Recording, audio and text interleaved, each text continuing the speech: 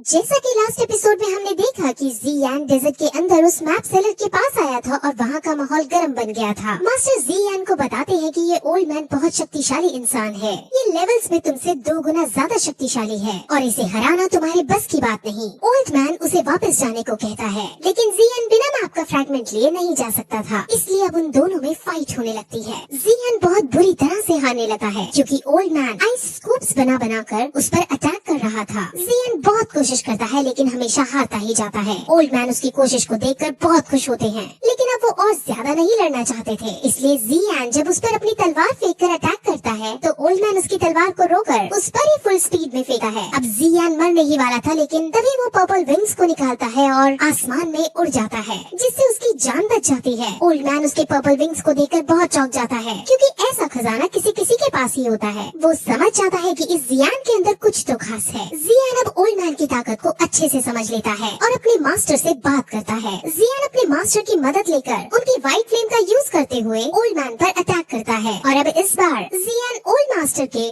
डंडे को तोड़ देता है। ओल्ड मैन अब आइस टॉर्नेडो क्रिएट कर जियान को उसमें फंसाने की कोशिश करता है, लेकिन जियान और उसके मास्टर अपनी पावर्स का यूज करते हुए उस टॉर्नेडो के अंदर जाकर उसे खत्म कर देते हैं और ओल्ड मैन को ही व्हाइट फायर का यूज करते हुए आइस के अंदर जमा देते हैं। अब जमा हुआ ओल्ड मैन उसे कहता है कि मैंने वो मैप का टुकड़ा 2 हिस्सों में बांट दिया था और अब वो दूसरा हिस्सा भी मेरे पास है। अब जियान को दूसरा हिस्सा लेने के लिए उन्हें आजाद करना पड़ता है, जिस पर अब ओल्ड मैन उसे अपना रियल इंट्रोडक्शन देते हैं। ओल्ड मैन का नाम ही पोतोंग है और ये पूरी दुनिया में फेमस आइस एम्परर है। जियान ये सुनकर बहुत सरप्राइज होता है क्योंकि उसके सामने ये जो बुढ़ा आदमी खड़ा है वो आइस एम्परर है और जियान ने अभी एक आइस एम्परर को हराया है। असल में कुछ समय पहले आइस एम्परर एक स्नेक मैन के ब्लड वाली लड़की से मिला। उस लड़की का नाम क्वीन मेडुसा है। क्वीन मेडुसा जाओहोंग्स लेवल के आखिरी चरण पर है, जिस वजह से ओल्ड मैन और उसकी फाइट जब हुई तब ओल्ड मैन तुरंत हार गया और तभी से ओल्ड मैन को एक श्राप मिल गया, जिस वजह से ओल्ड मैन की ताकत पर रेस्ट्रिक्शंस लग गए और उसकी ताकत कम हो गई। ओल्ड मैन अब ये चाहता है कि जियान उसके श्राप को तोड़ने में मदद करे और अगर जियान ऐसा नहीं करेगा तो आइस एम्परर उसे वो सेकंड फ्रैगमेंट नहीं देगा। वो जियान को मनाने के लिए उसे एक रैंक 6 की पिल भी देने को राजी हो जाता है। असल में वो जियान से ही कर्ज को तुड़वाने की रैंक 6 की पिल बनाने को कहता है और उसी से इसके इंग्रेडिएंट्स लाने को कहता है। जियान पहले तो उसकी इस बात से मना कर देता है, लेकिन उसके मास्टर उसे समझाते हैं कि तुम्हें इसकी बात मान जानी चाहिए क्योंकि जो पिल तुम हासिल करोगे उससे तुम्हारी बहुत प्रगति होगी। वो फिर उसे वो जगह बताता है जहाँ रैंक 6 की पिल बनाने के इंग्रेडिएंट्स उसे मिल सकते हैं। उसे एग्जैक्ट जगह तो नहीं पता, लेकिन प्रोबेबिलिटी है कि इन मार्क की हुई जगह से एक जगह पर इंग्रेडिएंट्स जरूर मिलेंगे। और अब वो मैप लेकर जियान सीधे उन जगहों पर तलाश करने के लिए निकल जाता है। उसे सबसे पहले फायर एसेंस खोजना था। वो डेजर्ट में उन लोकेशंस पर जाता है जहाँ चलते चलते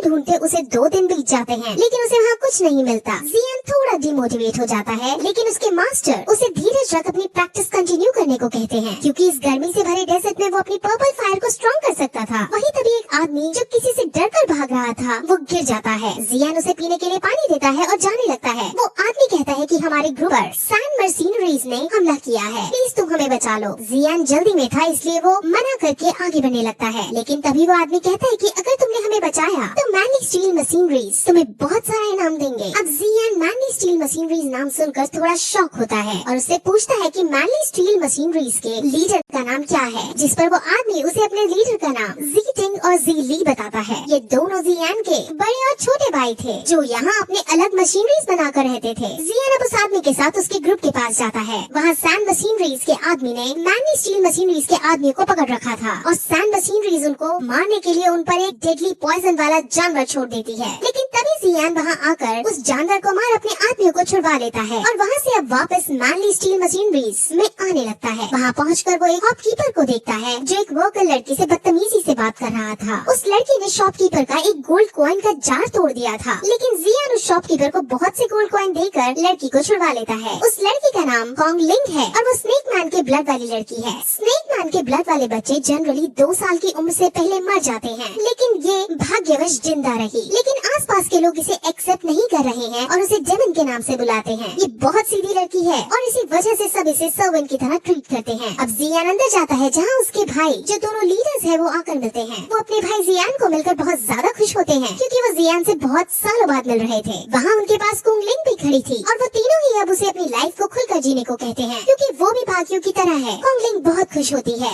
जियान के वो दोनों भाई उसकी एकदम से बड़ी तरक्की को देख बहुत खुश होते हैं और बहुत सी बातें करते हैं। जियान अब उन्हें 3 ईयर कॉन्ट्रैक्ट के बारे में बताता है और कहता है कि उसके यहाँ आने का उद्देश्य फायर एसेंस को हासिल करना है और मेरे पास ये मैप जिसमें उनकी लोकेशन मार्क्ड है और अब मुझे वहाँ जाना होगा इसे ढूंढने के लिए और मैं आपसे रिक्वेस्ट करता हूँ कि आप ही मेरी इसमें मदद करें। वो दोनों भाई जियान को समझाते हैं कि उसे नायान से लड़ने की कोई जरूरत नहीं और ना ही इतनी हार्ड ट्रेनिंग करने की जरूरत है। वो यहाँ शांति से रह सकता है लेकिन जियान नहीं मानता और तभी जियान का छोटा वाला भाई जियान पर ही हमला कर देता है और उसे पीटने लगता है। जियान अपनी स्किल्स का यूज करते हुए उससे लड़ने लगता है और अब दोनों बाहर आकर अपने अपने तरीके से एक दूसरे पर अटैक करते हैं। अब ज़ीली अपनी तलवार से उसके सर पर वार करने लगता है और उसकी तलवार उसके सर पर लगने ही वाली होती है लेकिन तभी जियान पर्पल फ्लेम का यूज करते हुए उससे ज्यादा स्पीड में तलवार से बचकर उसके वार को रोक देता है। और अब जियान गुस्से में पूछता है कि तुमने मेरे पे अटैक क्यों किया, जिस पर आसपास के सभी लोग उस पर हंसने लगते हैं और जियान को समझ आ जाता है कि उसके भाई सिर्फ उसकी एबिलिटीज को टेस्ट कर रहे थे और अब सबको समझ आ जाता है कि जियान इतना शक्तिशाली है कि वो बड़ी से बड़ी प्रॉब्लम्स को सह सकता है। अब सभी मैनली स्टील मशीनरीज उसकी मदद करने के लिए रेडी हो जाते हैं। अब उसके दोनों भाई मैप को देखकर उसके अंदर लोकेशंस का पता लगाने की कोशिश करते हैं लेकिन उन्हें ज्यादा कुछ समझ नहीं आता। तभी वहाँ कुंगलिंग आती है और उनसे कहती है कि कुछ समय पहले उसने ईस्ट साइड में अलग ही एनर्जी महसूस की थी और वो एनर्जी मेरे अंदर के ब्लड से मैच खाती थी। उस एनर्जी से वहाँ इतना भयानक एटमॉस्फेयर क्रिएट हुआ था कि सैंड मशीनरीज के आदमी भी कमजोर पड़ गए थे। वो दोनों भाई समझ जाते हैं कि अगर वो एनर्जी इसके ब्लड से मैच खाती है तो वो जरूर क्वीन मेडुसा है। वो पूछते हैं क्वीन मेडुसा किस लोकेशन पर रुकी थी, जिस पर वो मैप के अंदर एक लोकेशन मार्क करती है और वो लोकेशन वही लोकेशन थी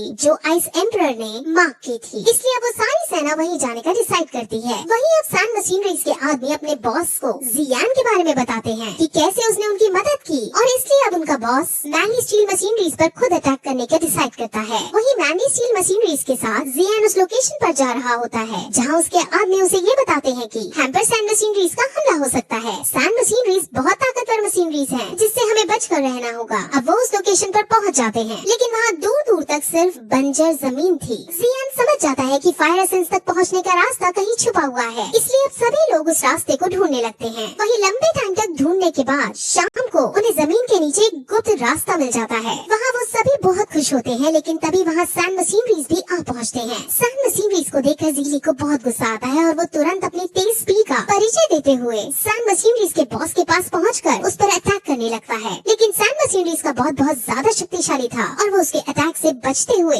ज़ीली को दूर फेंक डालता है। अब जियान को बहुत गुस्सा आता है और वो अपनी तलवार को उठा सीधे सैंड मशीनरीज के उस आदमी के पास जाता है जो बॉस के कान भरा करता था। वो उस आदमी के पास पलक झपकते ही पहुंच जाता है और उस आदमी को टच करते हुए उसके प्राण निकल जाते हैं। अब सैंड मशीनरीज समझ जाते हैं कि जियान बहुत शक्तिशाली होता है और इससे पंगे लेने का मतलब है अपनी मौत को बुलावा देना, इसलिए वो जियान से डरकर अपने पैर पीछे कर लेता है। जियान और उसके लोग अब उस गुप्त रास्ते से नीचे चले जाते हैं। वहाँ अंदर लावा था और उसके दूसरी तरफ लैंड थी। उन्हें समझ नहीं आता कि वो लावा को पार करके आगे कैसे बढ़े, लेकिन तभी जियान उसके अंदर कूद जाता है। सब काफी डर जाते हैं लेकिन जियान एकदम अपनी पर्पल विंग्स का यूज करते हुए उड़ जाता है और दूसरी तरफ जाने लगता है। उसके दोनों भाई अपने भाई की इस एबिलिटी को देखकर बहुत सरप्राइज होते हैं। वहाँ उड़ते वक्त जियान के पीछे एक लावा मॉन्स्टर पड़ जाता है और जियान एक्सप्लोसिव स्टेप्स का यूज करते हुए उससे बचने की कोशिश करता है। वो मॉन्स्टर पर काउंटर अटैक करता है और मॉन्स्टर समझ जाता है कि वो जियान से नहीं जी पाएगा, इसलिए मॉन्स्टर अब तुरंत जियान के भाइयों को मारने उनकी तरफ बढ़ता है। मॉन्स्टर उसके भाइयों की तरफ पहुंचता है लेकिन तभी क्विंगली सामने आती है और उसके अंदर से कुछ एनर्जी निकलती है जो सीधे मॉन्स्टर को लगती है और मॉन्स्टर के माथे पर एक साइन बन जाता है और मॉन्स्टर चुपचाप लावा के अंदर वापस चला जाता है। जियान भी वापस आता है और ये सब देखकर बहुत शॉक होता है। क्विंगली फिर कहती है कि फायर एसेंस ढूंढने में वो उनकी मदद करेगी। वो फिर खड़ी होकर उन दोनों लावा मॉन्स्टर को बाहर बुलाती है। वो लावा मॉन्स्टर अब उस पर अटैक नहीं करते और यहाँ से उन सबको भी पता चल जाता है कि इस लड़की के पास 2 पेटल स्नेक्स की प्यूपल हैं। ये सिर्फ स्नेक्स मैन्स और ह्यूमंस के वंशज के पास ही हो सकते हैं। क्विंगली ने इसका ही यूज करते हुए उनकी कॉन्शियसनेस अपने अंदर कनेक्ट कर ली है, जिससे वो उसकी बात मानने लगे हैं। क्विंगली अब उन मॉन्स्टर से बात करके पता लगा लेती है कि फायर एसेंस लावा के अंदर मौजूद है। अब जियान और ज्यादा देर ना करते हुए